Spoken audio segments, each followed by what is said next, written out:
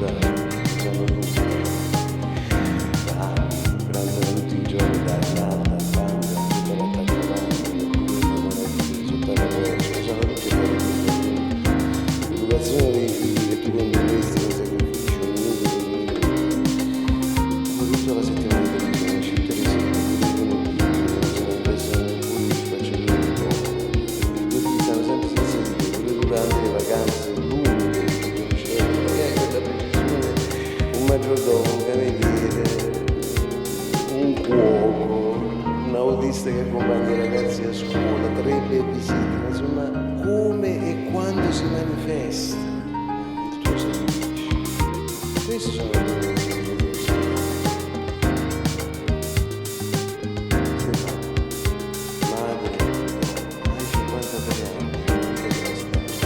Come tutti noi. Allora invece di farci innamorare, di guardarci con antipatia, dovresti guardarci con affetto. Siamo tutti sull'orlo della disperazione, non abbiamo altro rimedio che guardarci in faccia, farci compagnia, pigliarci un po' in giro.